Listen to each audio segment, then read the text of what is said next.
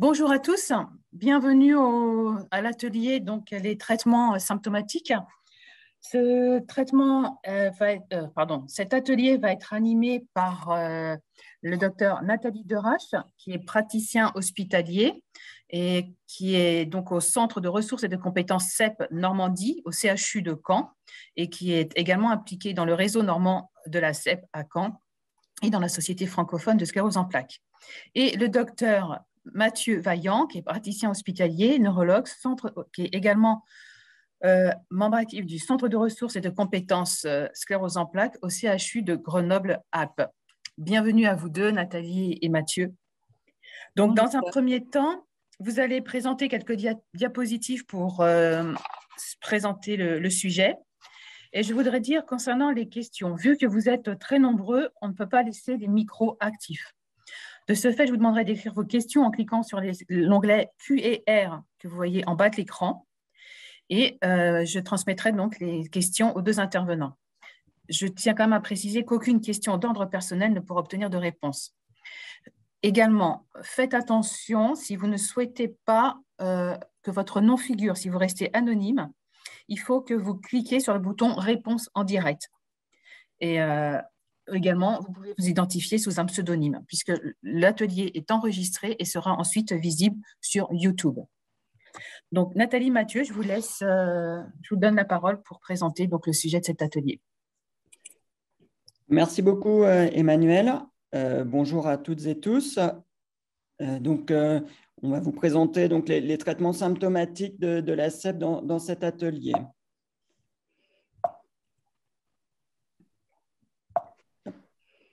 Donc, en introduction, juste pour rappeler que les traitements symptomatiques, ils s'intègrent dans une prise en charge globale de la sclérose en plaques avec, d'une part, les traitements de fond qui ont pour objectif de limiter l'évolution de la maladie, les traitements de la poussée, et pour finir, donc, les traitements symptomatiques.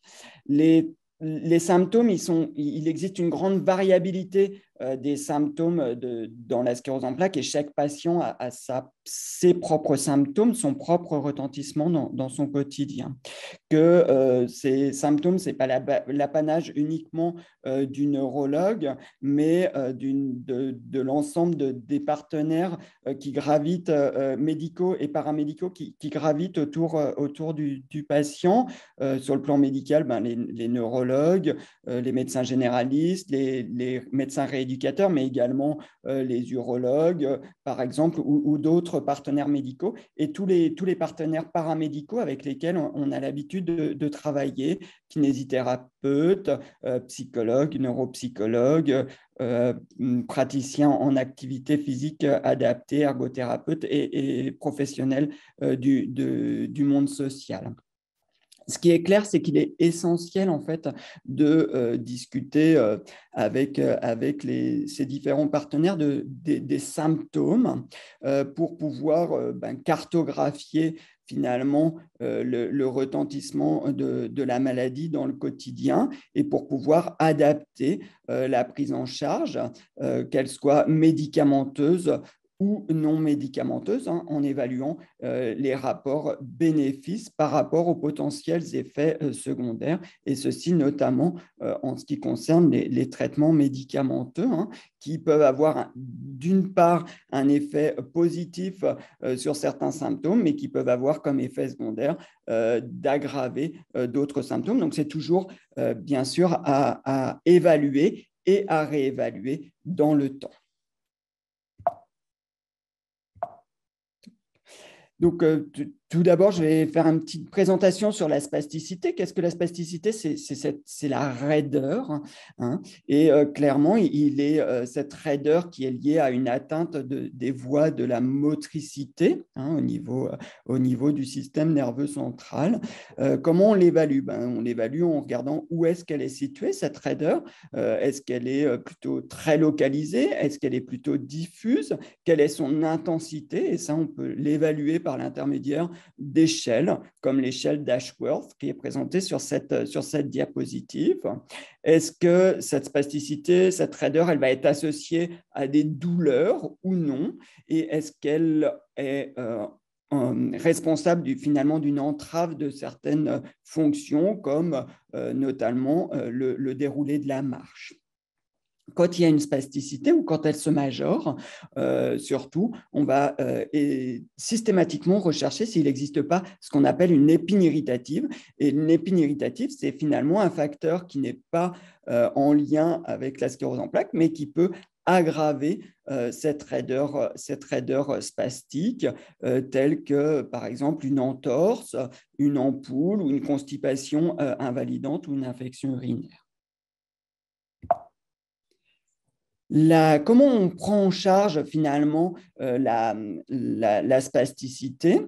Plusieurs niveaux. Donc, on a parlé sur la diapositive précédente, finalement, sur les diapositives précédentes des thérapeutiques non médicamenteuses et notamment la kinésithérapie, hein, avec en particulier des exercices physiques d'étirement qu'il est essentiel de maintenir en dehors des séances de kinésithérapie avec l'apprentissage aux auto-étirements. Il existe des traitements médicamenteux oraux et ces traitements médicamenteux oraux, ils ont un intérêt pour diminuer la raideur spastique, mais lorsqu'elle est diffuse, hein, parce qu'ils n'ont pas une activité très localisée, mais elles ont une activité plutôt sur l'ensemble du corps et avec différents sites d'action, différentes voies d'action, notamment les traitements les plus fréquents, c'est le baclofène, qui est connu aussi sous le nom de Lioresal, la gabapentine, qui est le Neurontin, ou le clonazepam, qui est le Rivotril, et d'autres voies qu'on utilise moins fréquemment, telles que la tizanidine, le sirdalude ou le dantrolène. Voilà, il peut y avoir, lorsque cette spasticité elle est très focalisée, on peut utiliser finalement un traitement très local sur les muscles ou les groupes musculaires où il existe une raideur spastique par l'injection de toxines botuliques. Lorsqu'inversement, elle est très étendue, on peut utiliser des thérapeutiques telles que le baclofène, non plus par voie orale, mais dans la région intratécale, par des pompes qui permettent d'instiller finalement du baclofène dans cette région qui entoure finalement le cerveau et la moelle épinière dans l'espace intratécal. Et comme je l'ai dit précédemment, il est toujours important finalement d'évaluer ce rapport bénéfice attendu, c'est-à-dire diminution de la raideur, parfois douloureuse, par rapport aux potentiels effets secondaires, par exemple diminuer le tonus qui peut entraver la marche, ou symptômes à type d'effets secondaires comme la somnolence ou plus de difficultés attentionnelles ou des vertiges. Je vais maintenant parler de l'expérimentation cannabis thérapeutique, qui est finalement une nouveauté sans vraiment être une nouveauté, puisque vous en avez sûrement entendu parler depuis plusieurs années, mais une mise en place qui s'est faite plus récemment, en mars dernier. Alors, pour reprendre très rapidement sur des généralités, hein, les cannabinoïdes sont des molécules qui se regroupent en 3 familles. Il y a des cannabinoïdes végétaux, des cannabinoïdes endogènes et des cannabinoïdes de synthèse. Dans les cannabinoïdes végétaux, hein, la plante qui est concernée, c'est le cannabis sativa, le chanvre indien, qui est classé en France comme un stupéfiant. Il existe 3 formes, notamment l'herbe, la résine et les huiles, sachant que ce ne sont pas du tout les formes qu'on utilise à visée thérapeutique. Voilà. Et enfin, il existe dans les cannabinoïdes végétaux environ 500 molécules différentes. Et les molécules qui nous intéressent, nous, en thérapeutique, sont d'une part le delta-9 tétrahydrocannabinol, le THC, et d'autre part le cannabidiol, le CBD. Et vous verrez après que dans l'expérimentation thérapeutique, on utilise des formes avec des taux différents de CBD et de THC. Alors, pour reprendre l'historique de l'expérimentation, hein, comme je vous ai dit précédemment, c'est quelque chose qu'on a entendu parler depuis très longtemps, mais finalement qui s'est mis en place récemment, puisque le début des discussions, c'était septembre 2018, avec la création par l'ANSM d'un CSCT. Donc, c'était le début des discussions. Puis, finalement, tout ça a pris un peu de temps et les premières expérimentations, la première personne qui a pu bénéficier de l'expérimentation, c'était mars dernier, mars 2021. Alors, qu'est-ce que l'expérimentation? L'expérimentation, Claire, ce n'est pas une étude thérapeutique, et ça, c'est important à avoir en tête. On ne cherche pas à évaluer l'efficacité du thérapeutique, mais c'est finalement une volonté de tester en vie réelle la mise en place d'une nouvelle politique publique et ici de la mise en place du cannabis thérapeutique. C'est évaluer finalement la mise à disposition, c'est-à-dire la prescription par les médecins, la dispensation par les pharmaciens, l'approvisionnement en produits et puis le suivi au long cours des patients qui rentrent dans cette expérimentation. Et puis en parallèle, nous neurologues, ça nous intéresse de savoir bien sûr l'efficacité et les effets secondaires et on recueille toutes ces données au sein au sein de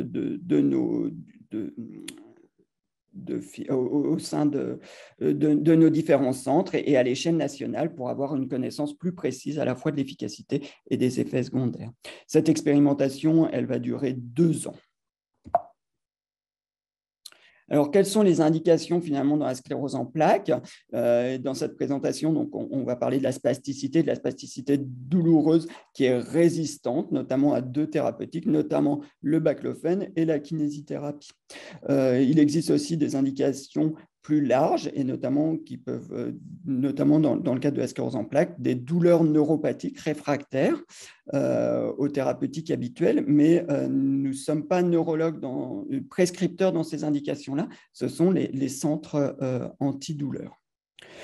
Comment ça se passe en pratique? En pratique, c'est assez lourd l'expérimentation thérapeutique puisque comme ce sont des médicaments qui sont des stupéfiants, les prescriptions sont à renouveler tous les 25 jours, entre 25 et 28 jours, puisque l'ordonnance ne peut durer que 28 jours, avec certaines consultations qui sont des consultations dites complexes, qui doivent se faire par les médecins prescripteurs initiaux dans les centres de référence, donc les neurologues, notamment dans la spasticité, qui ont fait la formation. Hein, ce sont les consultations complexes, et puis d'autres consultations qui sont des consultations simples, qui peuvent être prises avec relais par le médecin traitant, qui doit être également formé à cette expérimentation. De même, au niveau de la dispensation, les pharmacies hospitalières doivent être formées et les pharmacies de ville, si elles veulent pouvoir délivrer le traitement, doivent aussi avoir participé à la formation à cette expérimentation thérapeutique. Alors, comme je vous l'ai dit tout à l'heure, il y a plusieurs formes possibles et notamment, on utilise dans cette expérimentation des huiles de cannabis avec des huiles soit sous forme de CBD dominant, soit sous forme de ratio équilibré CBD-THC et on n'utilise pas, en tout cas en première intention, des ratios THC dominants qui sont les ratios pour le THC étant finalement la molécule qui va donner les effets plutôt psychoactifs. Il existe donc des contre-indications médicales à l'utilisation de ces huiles de cannabis, notamment des pathologies psychiatriques sous-jacentes, lorsqu'il y a des pathologies hépatiques, des pathologies rénales, des antécédents de pathologies cardiaques ou d'AVC, pathologie vasculaire cérébrale, et puis également en cours de grossesse ou d'allaitement. Dans le cadre de l'expérimentation, il y a un suivi biologique à réaliser, notamment le suivi du bilan hépatique régulièrement. Comme toute thérapeutique, on l'a vu tout à l'heure, il faut évaluer les bénéfices attendus, mais également les potentiels effets secondaires. Les potentiels effets secondaires du cannabis thérapeutique, ça peut être des troubles d'ordre psychologique, notamment anxiété ou cognitive, altération des performances cognitives. Voilà. Il peut y avoir des phénomènes de dépendance qui justifient d'être surveillés et puis vérifier également qu'il n'y ait pas des phénomènes d'habituation qui obligent à monter les doses. Et puis, à l'arrêt, un risque de sevrage. Et puis, sur des effets secondaires qui peuvent être qui justifient d'arrêter le traitement. C'est ce qu'on appelle les hyperémèses cannabiniques, qui sont des nausées invalidantes avec des vomissements incoercibles, des douleurs abdominales qui justifient d'arrêter le traitement.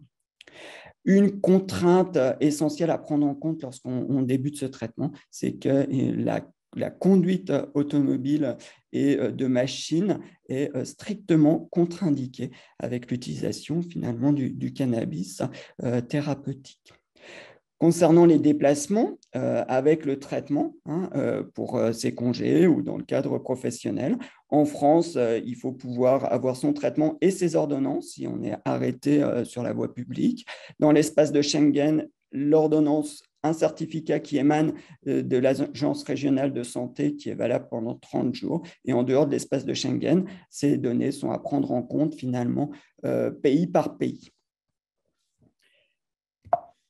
Voilà, je vous remercie pour cette première présentation et je vais laisser la parole à Nathalie pour la suite. Merci Mathieu. Donc, bonjour à tous. Donc, moi, je vais vous faire un focus sur la fatigue et la sclérose en plaques. Si on commence par la définition, il ne faut pas confondre ce qu'on appelle fatigue. Alors, attendez, hop. Et fatigabilité. Donc, la fatigue, c'est défini comme un manque subjectif d'énergie physique et ou mentale, ce n'est pas que physique, qui est perçu par la personne ou l'aidant et qui interfère avec les activités habituelles ou désirées. Donc, elle peut concerner l'activité physique, mais aussi l'activité psychique et la capacité de désirer, et donc a un impact sur la vie relationnelle et affective. La fatigabilité, c'est une diminution anormalement rapide des capacités fonctionnelles physiques au cours d'un effort, qui peut parfois être peu important en intensité. Donc, il y a une différence entre la fatigue et la fatigabilité. Alors, cette fatigue, elle est très importante. Je pense que c'est le symptôme le plus fréquemment rapporté au cours de la sclérose en plaques par les patients. Ça peut toucher jusqu'à 95% des patients qui peuvent la rapporter à un moment donné de leur maladie, que ce soit au début ou au cours de la maladie. Et donc, elle peut être précoce, elle est parfois présente dès les stades initiaux de la maladie, même avant le diagnostic de sclérose en plaques. Et lorsqu'on a de la fatigue, c'est un facteur prédictif de sclérose en plaques une fois qu'on a fait un premier épisode. Elle va interférer de façon très importante avec les activités socio-professionnelles et elle peut être sévère. À peu près 80% des patients considèrent comme le symptôme le plus invalidant et elle peut être responsable de l'accentuation de symptômes dans 48% des cas. Et elle interfère effectivement avec l'activité professionnelle parce que cette fatigue qui est sévère peut être responsable d'un arrêt précoce. Et le problème, c'est que cette fatigue, ça fait partie des symptômes invisibles de la sclérose en plaques. Alors, ce n'est pas le seul, mais c'est un symptôme très important. Et cette fatigue est le plus souvent incomprise. Un certain nombre de patients n'ont pas de handicap moteur visible, mais ont une fatigue qui les gêne énormément dans la vie quotidienne. Et donc, ça entraîne un sentiment d'incompréhension par l'entourage des patients, car ce symptôme est bien sûr non visible et non quantifiable. Alors, quand on parle un petit peu des mécanismes de la fatigue dans la sclérose en plaques, il y a ce qu'on appelle la fatigue primaire et la fatigue secondaire. La fatigue primaire, elle est directement liée à la sclérose en plaques. Elle est à la fois due à l'atteinte du système nerveux central, en particulier du cerveau, à la fois par les modifications structurelles, c'est-à-dire les lésions et l'atrophie de certaines régions du cerveau, et puis les modifications fonctionnelles, c'est-à-dire comment fonctionne le cerveau, en particulier en touchant des zones dans la profondeur du cerveau qui s'appellent le thalamus. Et on a aussi des difficultés à recruter le cortex moteur chez des patients qui sont fatigués. Elle peut être aussi secondaire à une atteinte du système nerveux périphérique ou musculaire. On a montré qu'il existait des allongements de temps de relaxation et des altérations du métabolisme oxydatif musculaire. C'est des gros mots scientifiques pour dire que ça marche un peu moins bien.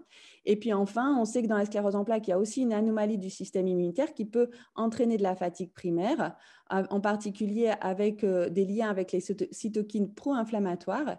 et du coup peut diminuer l'efficacité de certains traitements humains actifs. On a également la fatigue secondaire et c'est surtout sur celle-là qu'on pourra agir. En tout cas, il faudra essayer de contrôler tous les symptômes secondaires. C'est-à-dire que lorsqu'on a de la douleur, de la spasticité, ça peut être responsable de fatigue.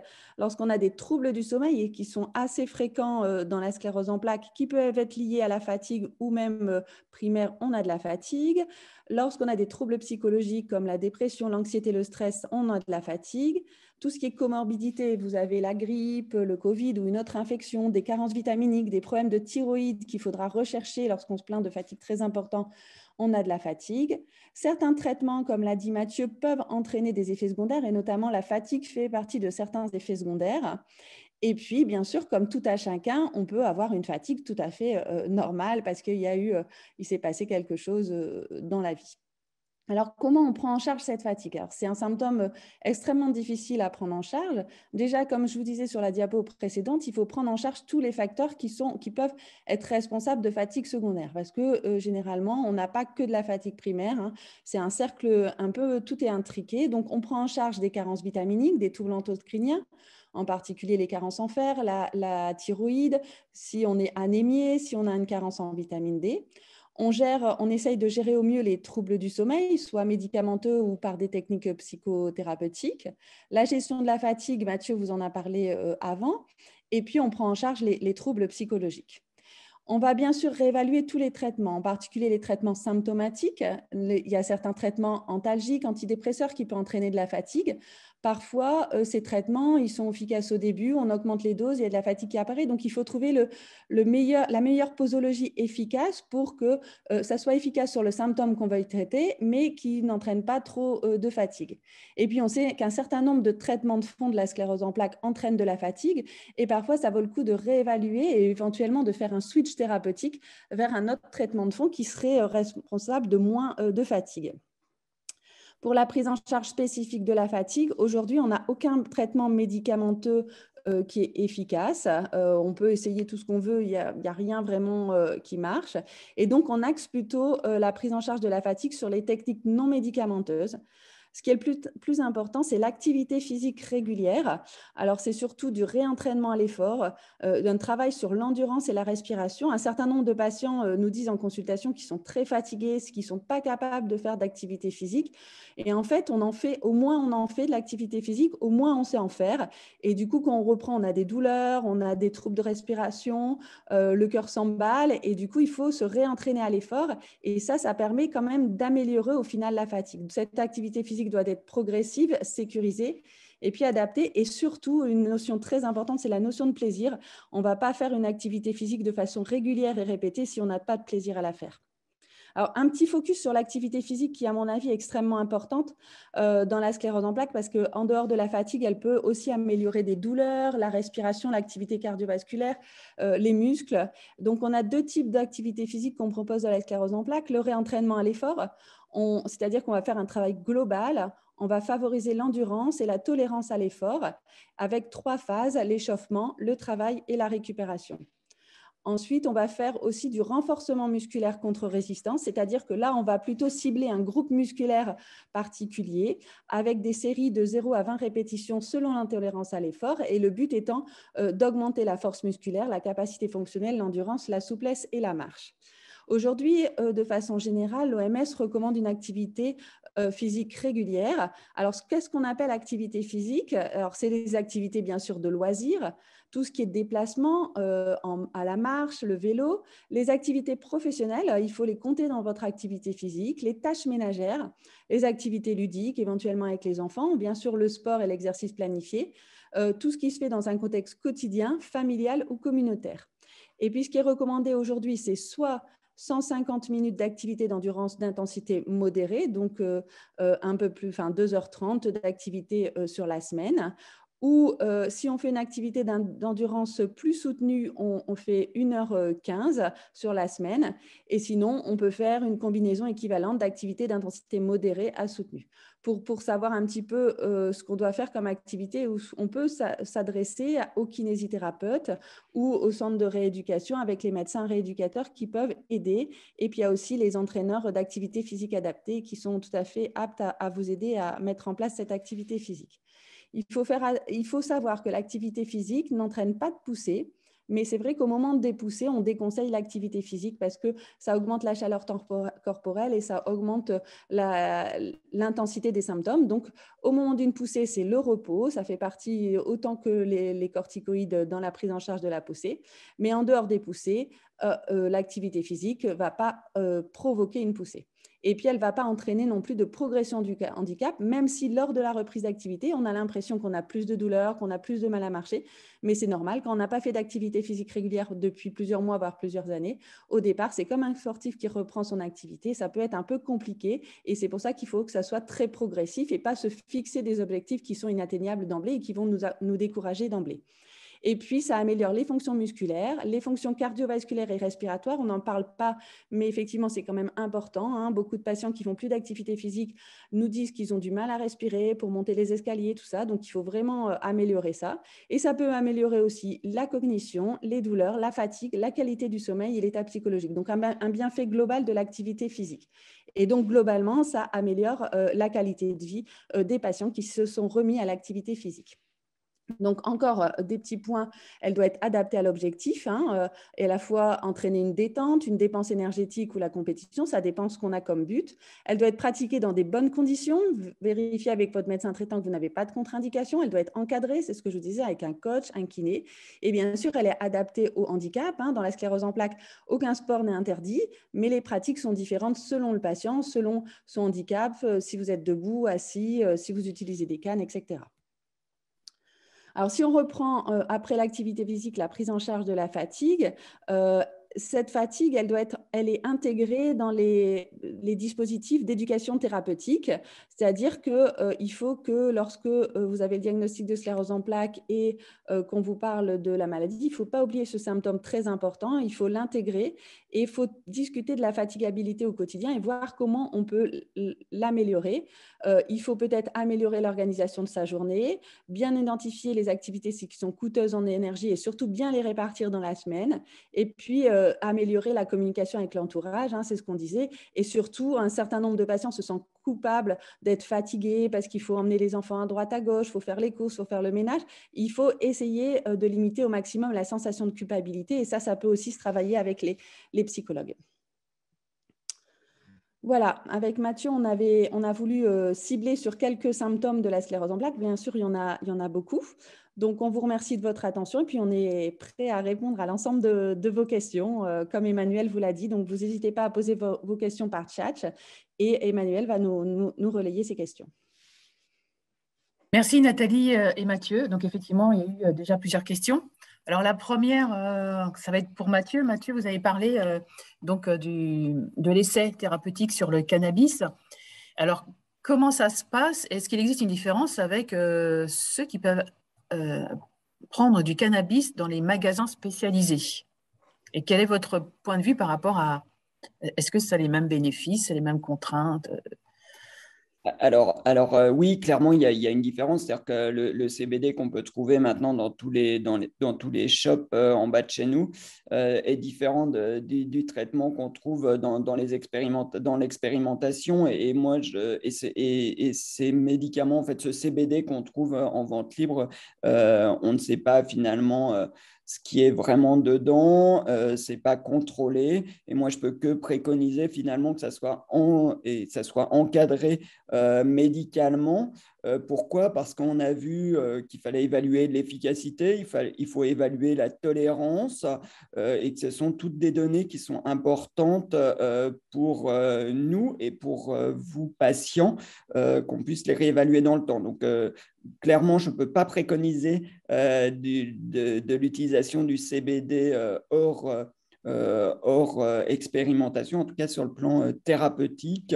Je ne peux que conseiller de vérifier qu'on est dans les bonnes indications, ça c'est médicalement, et puis après qu'on fasse le suivi, qu'on adapte les posologies à chacun et que ça soit encadré médicalement et donc dans l'expérimentation.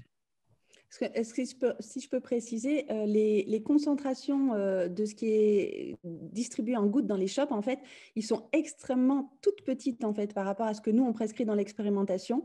C'est vraiment, il n'y a quasiment pas de CBD quoi dedans. Hein. On dit que c'est du CBD, mais il n'y a quasiment rien. Donc effectivement, peut-être que ça peut améliorer certains symptômes. Et en plus, ça coûte très cher. Il faut le dire. Ça, c'est en dehors de l'Est. C'est pas médical, mais c'est très cher pour, à mon avis, une très petite posologie de CBD et donc une très peu d'efficacité. Merci. Alors, Nathalie, je continue avec toi. La question, tu as parlé d'un complément de vitamine D. Or, aujourd'hui, ce n'est pas dosé systématiquement parce qu'elle n'est pas remboursée. Donc, comment savoir s'il faut…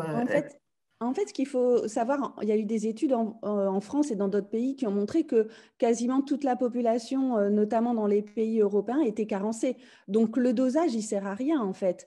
Moi, je donne systématiquement de la vitamine D quasiment à tous mes patients. Hein. C'est quelque chose qui n'est pas dangereux.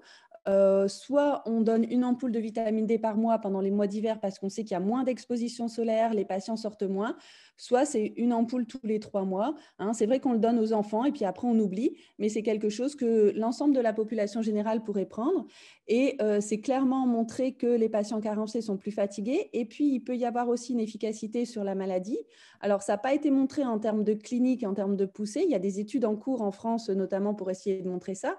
Mais ça a été montré qu'il y avait quand même un peu moins d'inflammation radiologique, donc sur les IRM, quand on n'était pas carencé en vitamine D. Donc, le dosage, pour moi, il ne sert à rien. Effectivement, il coûte cher et il est non remboursé. Mais par contre, on peut le donner aux patients de façon régulière. On ne risque pas de surdosage et il n'y a pas d'effet indésirable particulier quand on prend une ampoule de vitamine D. Merci Nathalie. Du coup, je continue avec toi pour une question.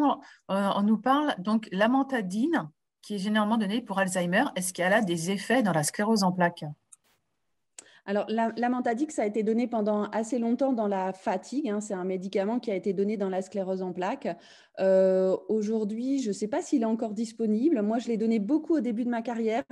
Et franchement, je trouve que ça n'a pas vraiment d'efficacité thérapeutique. Ça peut être essayé, mais je pense qu'il y a un gros effet placebo. Il n'y a pas d'études, il y a quelques toutes petites études qui ont montré peut-être un petit bénéfice, mais je pense que prendre en charge plutôt de façon globale avec l'activité physique, apprendre à gérer sa fatigue est beaucoup plus efficace que de prendre un médicament matin et soir qui peut avoir des effets indésirables. Hein. Il y a la sécheresse buccale, la sécheresse cutanée, voilà, et puis qui n'a pas une efficacité franche chez nos patients qui ont déjà d'autres médicaments. Je ne suis pas sûre que ça soit celui-là le plus indispensable.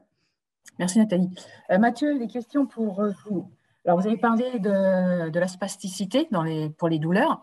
Donc, évidemment, il y a plusieurs questions. Comment prendre en charge les douleurs qui ne sont pas dues à la spasticité? Est-ce qu'elles peuvent être sensibles à l'environnement? Et voilà, quelle est leur prise en charge, les douleurs en général? Alors, ça, c'est une très bonne question. En fait, donc, les douleurs, il faut les évaluer. En pratique, on peut avoir des différentes douleurs. On évalue les douleurs. Est-ce que ce sont des douleurs qu'on dit nociceptives? Est-ce que ce sont des douleurs neuropathiques? Pourquoi? Parce qu'on peut avoir des douleurs neuropathiques liées directement à la sclérose en plaques. Hein. C'est des douleurs à type de brûlure, de picotement, parfois voilà, de décharge. Et puis, il peut aussi y avoir des douleurs finalement liées à une trouble de la statique, de la statique posturale qui fait qu'on a une douleur articulaire parce qu'on a un appui qui n'est pas un appui ou une posture qui n'est pas une posture habituelle. En tout cas, les contraintes ostéo-articulaires ne sont pas les mêmes. Donc, clairement, il faut déjà évaluer. Et puis ensuite, lorsque c'est des douleurs neuropathiques, comment on peut les prendre en charge? On utilise habituellement des thérapeutiques médicaments. On utilise des thérapeutiques médicamenteuses et notamment soit des traitements traitements qui sont des antidépresseurs validés dans les douleurs neuropathiques, soit des traitements antiépileptiques qui peuvent avoir également un effet sur les douleurs neuropathiques. Voilà. Ensuite, si c'est des douleurs plutôt de type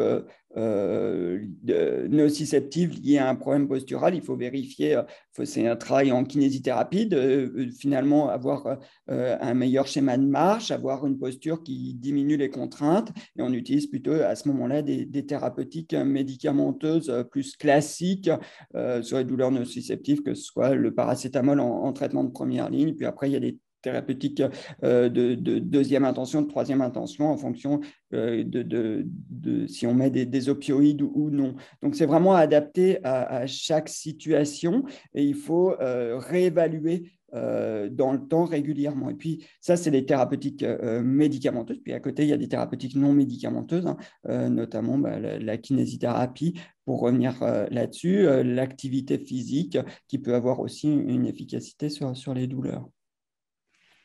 Et donc, est-ce qu'il y a des facteurs environnementaux qui peuvent augmenter ou soulager ces douleurs?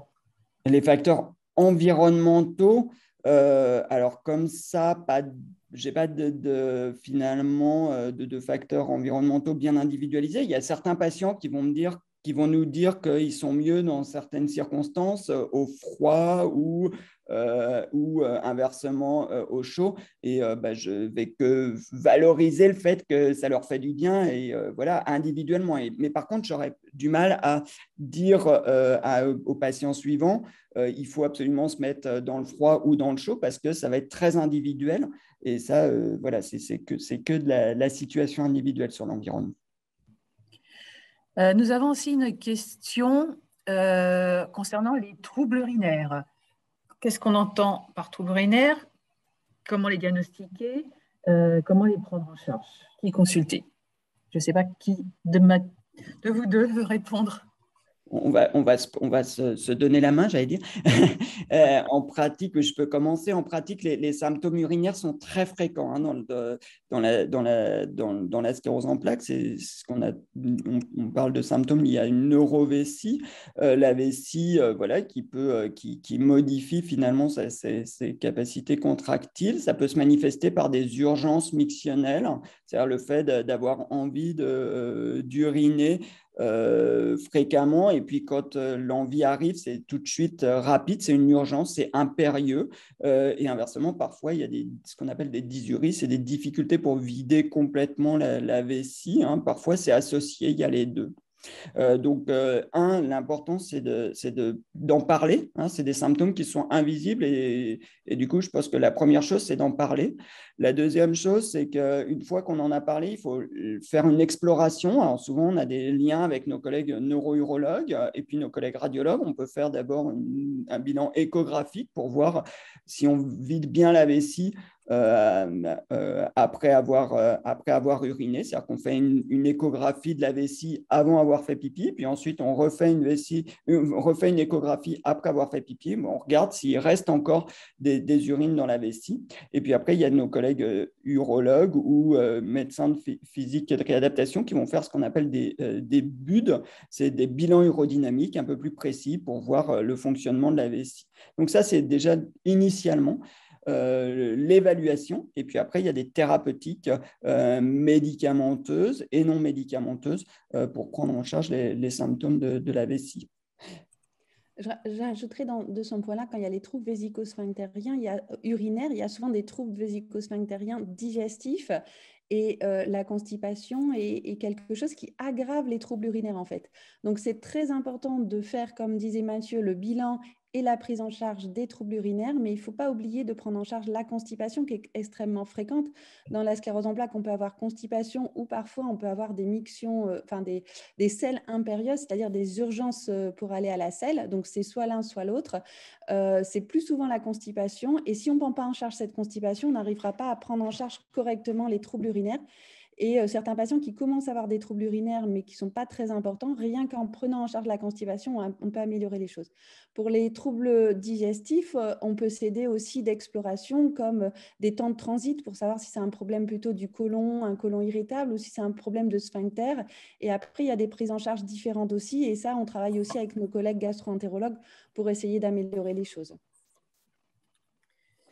Merci, Aude. Alors, il y a beaucoup de questions sur la fatigabilité.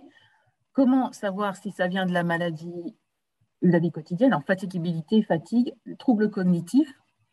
Et donc, si je résume l'ensemble des questions, est-ce que les troubles cognitifs peuvent être dus à une fatigue importante, à fatigabilité, ou dus à d'autres symptômes? Comment justement savoir si ça vient des traitements ou de la vie quotidienne, de la façon de vivre? Et puis, comment les planifier, comment les prendre en charge? Pour les troubles cognitifs, alors dans la sclérose en plaques, tous les symptômes sont intriqués en fait. Donc, quand on voit un patient pour la première fois qui vient nous voir en disant j'ai du mal à me concentrer, j'ai du mal à retenir certaines choses, que ce soit au travail ou dans la vie personnelle, il faut toujours se poser les questions des facteurs intercurrents, de ce qui effectivement l'aspect psychologique. Est-ce qu'il y a des dépressions, de l'anxiété, des troubles du sommeil? Est-ce qu'il y a des médicaments qui jouent aussi sur la cognition? Il y a certains médicaments de la douleur qui jouent sur la cognition. Et puis, il faut faire une exploration des troubles cognitifs avec une neuropsychologue. Donc, on fait un bilan qui dure à peu près 1 heure et demie. Et puis, on a des critères qui objectives ou pas des troubles qui peuvent être liés à la sclérose en plaques. Les troubles cognitifs, ces 20 dernières années, ont été clairement explorés dans la sclérose en plaques. Donc, on sait à peu près quel profil les patients ont lorsqu'ils font un bilan neuropsychologique. Donc, c'est vrai qu'il faut s'aider du neuropsychologue et du bilan pour dire s'il y a d'authentiques troubles cognitifs liés à la sclérose en plaques. Et puis après, en termes de prise en charge, on a fait des études avec différents médicaments. Notamment, on a étudié les médicaments qu'on donne dans l'Alzheimer qui n'ont pas eu d'efficacité dans la sclérose en plaques. Aujourd'hui, on n'a pas… chaque région essaye de mettre en place des techniques de ce qu'on appelle remédiation cognitive. Alors, remédiation cognitive avec soit en groupe, soit de façon individuelle, ou soit en présentiel, ou soit par l'intermédiaire d'outils informatisés. Et puis, il y a les orthophonistes qui peuvent nous aider aussi dans la prise en charge des patients. Donc, c'est vraiment important d'en parler. C'est pareil, c'est un symptôme invisible qu'on ne voit pas et qui est clairement sous-estimé dans l'activité professionnelle et qui peut entraîner effectivement des difficultés au travail. Il faut en parler aux médecins du travail. Et puis après, il faut réadapter peut-être son activité professionnelle. Mais il faut d'abord authentifier les troubles par une neuropsychologue. Merci, Nathalie. Il y a une question également sur est-ce que, ça rejoint la réponse de Mathieu tout à l'heure, est-ce que des semelles orthopédiques pourraient améliorer des postures de la CEP et donc diminuer les douleurs? Oui, potentiellement. En pratique, il faut évaluer, c'est l'évaluation en fait de la posture, du schéma de marche, de la spasticité, comme on l'a dit tout à l'heure. Et en fonction de cette exploration qu'on fait nous, neurologues, mais aussi beaucoup les médecins physiques et de réadaptation qui connaissent mieux finalement tout ce qui est terme de semelles orthopédiques ou d'attelles, et pour permettre finalement d'adapter des aides techniques à la marche, semelle ou autre, pour avoir un meilleur schéma de marche et pour pouvoir diminuer le cas échéant les douleurs. Une question, qu'en est-il des pertes d'équilibre qui sont soudaines? Est-ce que c'est dû à la maladie? Comment les prendre en charge? Alors, pour les troubles de l'équilibre, il faut déjà les évaluer. En fait, l'équilibre, c'est quelque chose il y a plusieurs… l'équilibre, c'est une interaction finalement de notre système vestibulaire, de nos oreilles, et du système de l'oreille interne. Il y a la vue, il y a ce qu'on appelle la sensibilité profonde. Et donc déjà, il faut évaluer d'où vient le trouble de l'équilibre. Et puis, une fois qu'on l'a bien décrit et qu'on sait finalement, est-ce que c'est plutôt lié à un trouble de la sensibilité profonde, est-ce que c'est lié à un trouble des voies vestibulaires de l'oreille, et on peut adapter finalement la prise en charge en kinésithérapie ou avec d'autres techniques, souvent non médicamenteuses. Il faut aussi améliorer le schéma de marche, c'est-à-dire qu'on peut avoir des troubles de l'équilibre aussi, parce que non pas lié à un problème d'équilibre ou des voies de l'équilibre, mais plutôt à un problème de spasticité, à une marche qui est raide et qui fait qu'on a l'impression qu'il y a un trouble de l'équilibre, mais qui est plutôt finalement lié à la raideur spastique. Merci, messieurs. Nathalie, une question pour toi, parce que tu as parlé de l'activité physique. Et donc, comment faire de l'activité physique lorsque l'on boite, que l'on trébuche, qu'on a des gros problèmes d'équilibre et qu'on ne peut pas parcourir beaucoup de mètres? Alors, l'activité physique, elle ne se résume pas simplement à la marche. Il y a des patients qui sont en fauteuil roulant qui font de l'activité physique. On a dit qu'il y avait le renforcement musculaire, mais aussi l'entraînement régulier. On peut faire de l'activité physique avec le haut du corps aussi. On ne se contente pas de faire de l'activité physique simplement à la marche. Après, j'ai envie de dire, un peu comme je disais tout à l'heure, il faut aller voir des gens qui savent vous aider. Aujourd'hui, je pense que trop peu de monde va à une prise en charge dans un centre de rééducation. Et dans les centres de rééducation, il y a des entraîneurs spécialisés dans l'accompagnement à l'activité physique adaptée qui permettent de voir un peu ce que les gens sont capables de faire et trouver avec eux la meilleure activité physique. Et il y a de plus en plus d'hôpitaux de jour qui se développent. Et même si on n'a pas un gros handicap, on peut aller dans ces centres de rééducation justement pour reprendre une activité physique et puis en tout cas la faire de façon encadrée et ensuite pouvoir la poursuivre une fois qu'on a fini notre rééducation. Et moi, j'ai pas mal de patients qui perdent confiance en eux, qui effectivement disent on n'est plus capable de descendre des escaliers, de les monter, qui vont faire leurs 6 semaines de rééducation en hôpital de jour et puis qui reviennent en consultation parce qu'ils ont repris confiance en eux et puis finalement, ils arrivent à faire plus que ce qu'ils ne pensaient faire. Donc, je pense que l'accompagnement est extrêmement important dans ces situations. Et puis moi, j'ai tendance un peu à promouvoir ce qu'on appelle maintenant la marche nordique, qui est un peu à la mode, mais qui est quand même pour des gens qui marchent avec une canne, par exemple. C'est plus facile de marcher avec des bâtons de marche nordique plus longtemps, avec une stature beaucoup mieux pour la respiration, pour le cardio, pour moins de douleur dans le dos, moins de douleur dans les genoux.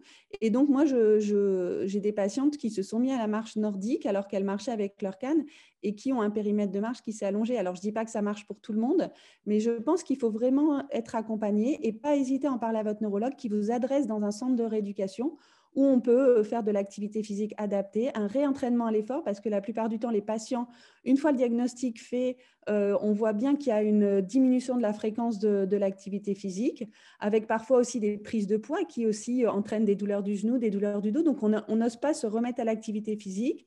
C'est vrai qu'il y a parfois une boiterie qui peut gêner. Et donc, il ne faut pas hésiter à se faire accompagner dans les centres de rééducation. Ça se développe de plus en plus. Donc, moi, c'est ce que je conseillerais, c'est de faire ça. Oui, pour compléter, je suis tout à fait d'accord et je pense que nos collègues rééducateurs nous sont assez demandeurs pour avoir un lien précoce avec les patients, justement pour reprendre l'activité physique précocement et éviter la perte de confiance. Et outre les rééducateurs, je pense que si le lien peut être fait avec les associations de patients, et nous, par exemple, alors sur la région de Grenoble, on a une association assez active et au travers de laquelle les patients peuvent reprendre une activité physique avec des APA et puis également une activité physique avec un centre qui fait du handball. Voilà, et donc ça permet d'initier et de poursuivre l'activité physique plutôt sportif de ce côté-là, mais il n'y a pas que le sport, comme l'a dit Nathalie. Et de ce fait, le Fampira, quelles sont les indications, les effets secondaires, les contre-indications, ce qui est indiqué dans ce genre de... ce genre Le de problème? Fampira, donc, c'est un médicament qui est donné pour améliorer les qualités de la marche. C'est-à-dire, on va marcher peut-être un peu plus vite avec un schéma plus fluide et parfois avec un périmètre de marche un peu plus allongé. C'est pour des patients qui ont déjà des difficultés à la marche. Alors, quand on dit qu'il faut un EDSS à 4, c'est-à-dire qu'on a déjà un périmètre de marche limité à peu près 500 mètres. C'est un médicament facile à prescrire, hein. C'est un comprimé matin et soir à 12 heures d'intervalle. Et moi, pour ma part, j'ai peu d'effets indésirables. Parfois, il entraîne au début du traitement un peu de troubles du sommeil, mais qui s'estompent assez rapidement. Et puis, ce qui est intéressant, c'est qu'on peut le donner pour 2 semaines. Et au bout de 2 semaines, soit il a été efficace en termes d'amélioration subjective de la marche, donc le patient nous dit qu'il s'est amélioré, soit sur les tests de marche qu'on fait, un test de 7 mètres, il s'est amélioré. Et donc, au bout de 14 jours, soit on l'arrête, soit on le continue en fait. Donc, on peut faire un test de 14 jours et le patient peut s'améliorer. Attention avec le Fampira, il peut y avoir un effet plafond, c'est-à-dire que des patients, au bout de 6 mois, 1 an, nous disent « Ouais, le Fampira, il ne sert plus à rien, il n'améliore pas ma marche ».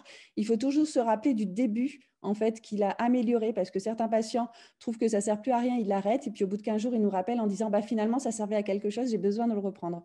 Donc attention, la seule contre-indication, c'est l'insuffisance rénale. Donc il faut faire une prise de sang avant pour vérifier si les reins fonctionnent bien. D'un point de vue plus général, le Fampira, on peut voir s'il améliore la marche. Il peut aussi améliorer parfois la fatigue. Les gens nous disent qu'ils ont un peu plus de punch en fait. Et puis, c'est surtout ça, moi, que je dirais, à moins que Mathieu a quelque chose à rajouter. Oui, je suis tout à fait d'accord. Et puis, il y a quelques patients finalement qui l'ont pris à un moment où c'était indiqué pour leur marche. Et puis finalement, ils s'aperçoivent quand ils l'arrêtent que ça avait aussi une efficacité sur les membres supérieurs, finalement, la dextérité. Donc, c'est des indications a posteriori, hein, parce qu'on ne le met pas dans ces indications-là, mais finalement, chez quelques patients, ça a une bonne efficacité également sur la mobilité, la dextérité au membre supérieur. Il y a encore beaucoup de questions, mais on va essayer de se dépêcher un petit peu parce que c'est bientôt terminé. Les questions sur les troubles sensitifs. Comment comment les traiter, les atténuer? Est-ce que les traitements de fond peuvent être efficaces? Existe-t-il des conseils en particulier? Nathalie ou Mathieu, je ne sais pas qui veut répondre. Les troubles sensitifs, c'est un peu comme la douleur, hein. C'est le même type de prise en charge avec les médicaments que Mathieu disait tout à l'heure, hein. La famille des antiépileptiques, mais souvent à posologie inférieure, et la famille des antidépresseurs.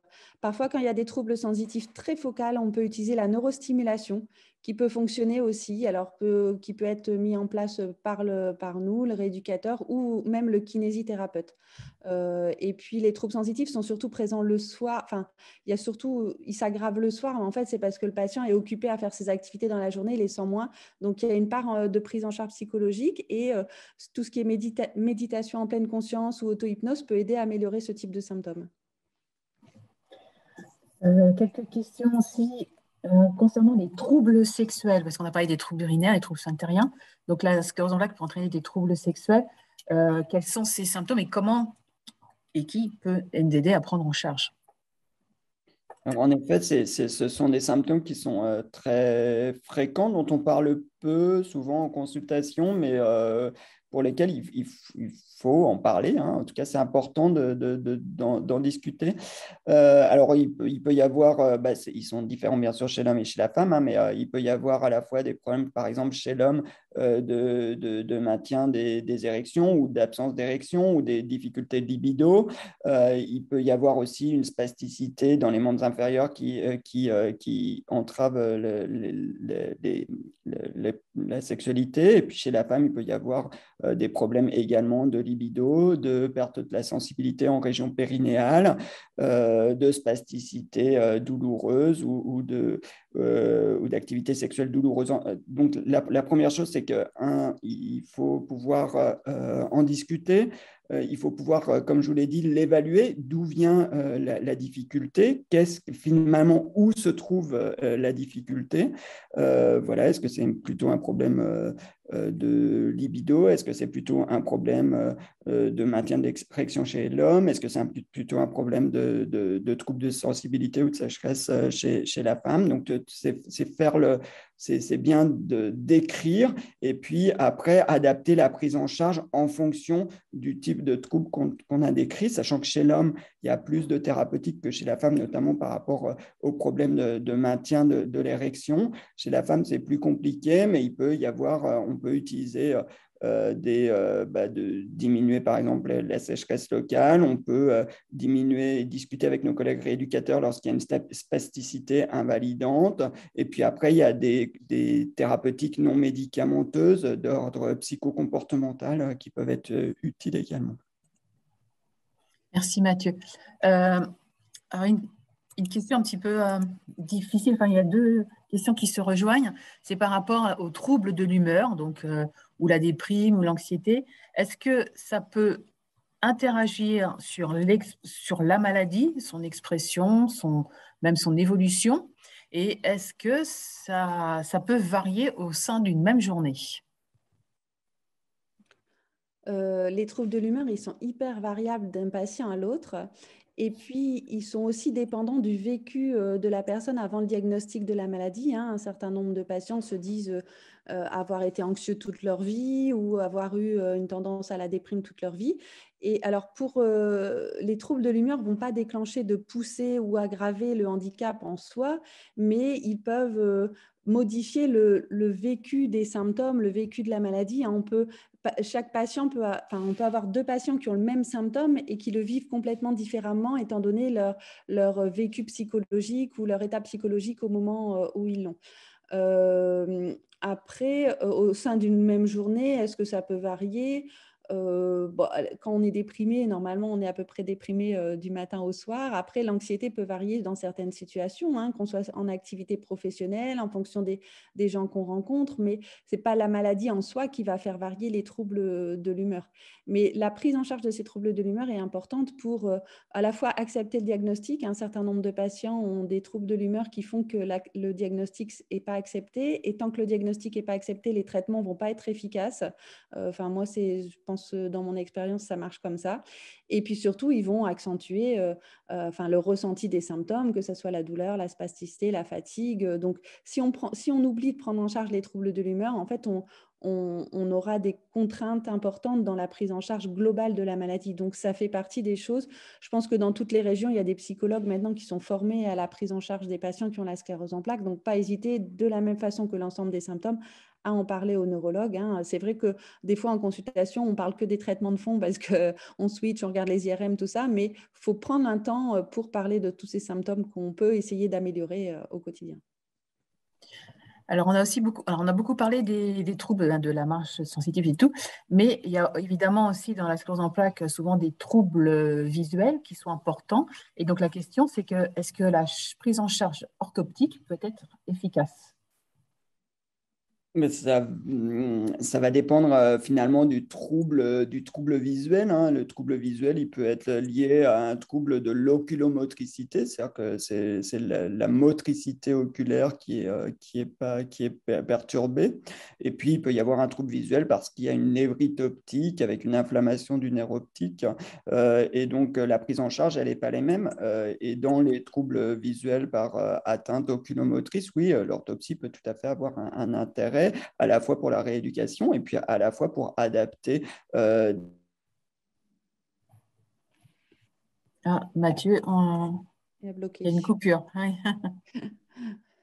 Dans le cadre des troubles oculomoteurs, l'orthoptiste peut faire de la rééducation et elle peut aussi mettre en place des filtres sur les... Je ne sais pas si c'est ça que tu voulais dire, ça oui, coupé d'un coup, donc j'ai essayé de reprendre le fil de ta phrase. Je te laisse finir.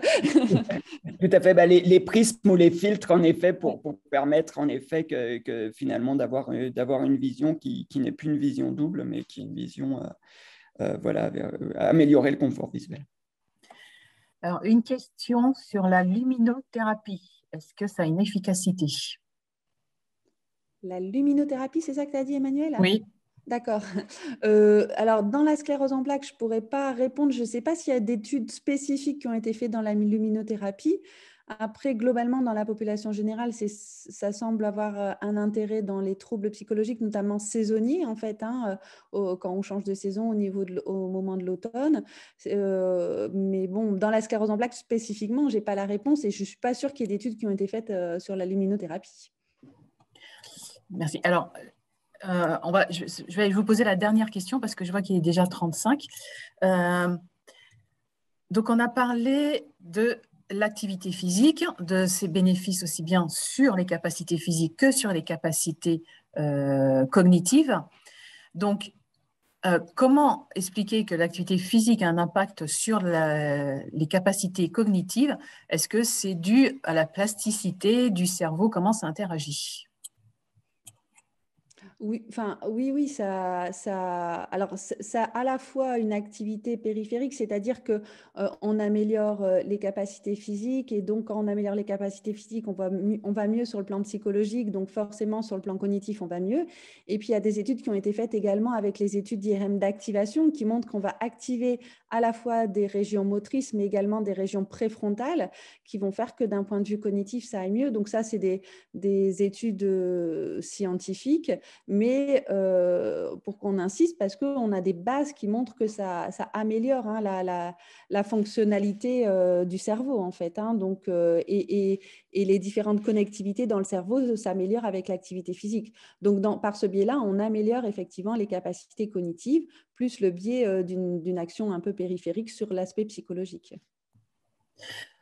Mathieu et Nathalie, si vous avez encore 2 minutes pour répondre, parce qu'une question, je pense, est importante, c'est sur les troubles de la déglutition. On en parle peu, mais est-ce que c'est bien un trouble lié à la sclérose en plaques et que faire? Donc oui, ça peut tout à fait être un trouble intégré aux symptômes de la sclérose en plaques. Qu'est-ce qu'il faut faire? Ben, il faut l'explorer et l'exploration, elle se fait souvent au travers de nos collègues orthophonistes, plus ou moins nos collègues réels, pour l'évaluer, pour finalement où se trouve la difficulté. Et puis, après, il peut y avoir de la rééducation orthophonique et puis finalement aussi à prendre en compte, lors de l'alimentation, c'est s'alimenter en tâches uniques, c'est-à-dire que quand on fait des tâches multiples, on se concentre moins pour s'alimenter et on a plus de risques d'avoir de troubles de déglutition et de faire de fausses routes. Donc ça, c'est plutôt comportemental, mais c'est finalement éviter de faire plusieurs choses en même temps, ce qui peut aggraver les troubles de la déglutition. Merci Mathieu et Nathalie. On va arrêter là. Alors, dans les questions-réponses, il y a beaucoup de merci pour vous, pour toutes vos réponses. Il y a également, on me pose oui, il y aura le replay, ça sera sur la chaîne YouTube et donc vous pourrez revoir aussi les diaporamas qui ont été présentés. Donc je remercie tous les participants et je vous remercie très chaleureusement Nathalie et Mathieu et j'espère une prochaine fois en présentiel. Merci beaucoup. Merci. Au revoir à tous. Merci à l'ARCEP. Bonne journée à tous. Merci à tous.